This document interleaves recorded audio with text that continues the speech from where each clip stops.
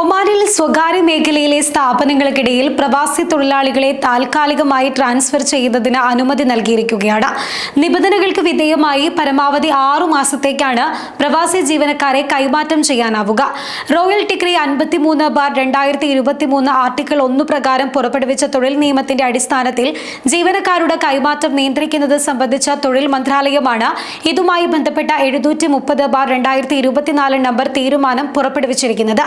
സ്വകാര്യ മേഖലയിലെ സ്ഥാപനങ്ങൾ താൽക്കാലികമായി നടപ്പിലാക്കുന്ന ഈ തൊഴിലാളി കൈമാറ്റം ചില വ്യവസ്ഥകൾക്ക് വിധേയമായിരിക്കുമെന്ന് തൊഴിൽ മന്ത്രാലയം അറിയിച്ചിട്ടുണ്ട്.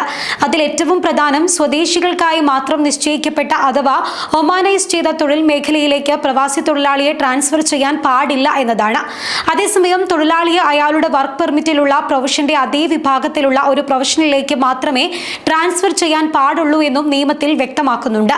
കൂടാതെ കൈമാറ്റത്തിന് മുൻപുള്ള അയാളുടെ പ്രൊഫഷന്റെ സ്വഭാവവുമായി പൊരുത്തപ്പെടുന്ന രീതിയിലുള്ള തൊഴിലിലേക്ക് മാത്രമേ ട്രാൻസ്ഫർ ചെയ്യാവൂ എന്നും പുതിയ നിയമം അനുശാസിക്കുന്നുണ്ട്.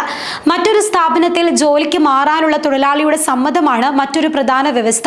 തൊഴിലാളിയുടെ രേഖാമൂലമുള്ള അനുമതിയില്ലാതെ അയാളെ ട്രാൻസ്ഫർ ചെയ്യാൻ അനുവദിക്കില്ല.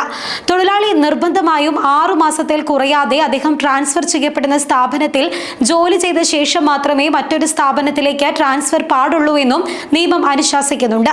അതേസമയം ട്രാൻസ്ഫർ ചെയ്ത തൊഴിലാളിയുടെ വർക്ക് പെർമിറ്റ് നില ആക്റ്റീവ് ആയിരിക്കണം.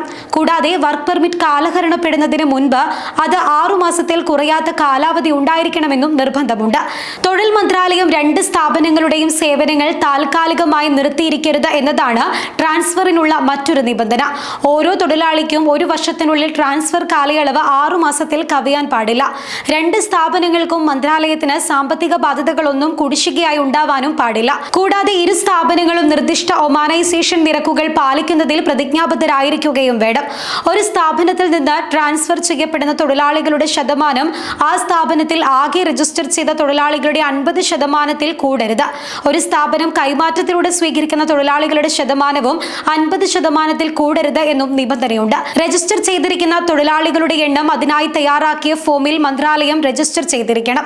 തൊഴിലാളിയെ താൽക്കാലികമായി ട്രാൻസ്ഫർ ചെയ്ത സ്ഥാപനം ട്രാൻസ്ഫർ കാലയളവ് അവസാനിച്ചതിന് ശേഷം തൊഴിലാളിയെ ജോലിക്ക് നിയോഗിക്കരുത് എന്നും വ്യവസ്ഥയിൽ പറയുന്നുണ്ട്.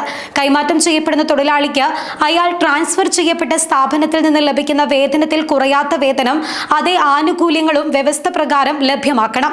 തൊഴിൽ മന്ത്രാലയത്തിലെ വേതന സംരക്ഷണ നിയമപ്രകാരം ആയിരിക്കണം ഇത് എന്നും നിർബന്ധമുണ്ട്. തൊഴിലാളി താൻ സ്ഥലം മാറ്റപ്പെട്ട സ്ഥാപനത്തിന്റെ തൊഴിൽ ഉപേക്ഷിക്കുകയാണെങ്കിൽ അത് ട്രാൻസ്ഫർ ചെയ്ത സ്ഥാപനത്തിൽ ഉടൻ അറിയിക്കാനും ഇതിന് തെളിവ് നൽകാനും ജീവനക്കാരൻ ബാധ്യസ്ഥനാണ് എന്നും വ്യവസ്ഥയിൽ പറയുന്നുണ്ട്. ട്രാൻസ്ഫർ ചെയ്യപ്പെട്ട സ്ഥാപനം ഇക്കാര്യം മന്ത്രാലയത്തെ അറിയിക്കുകയും വേണം.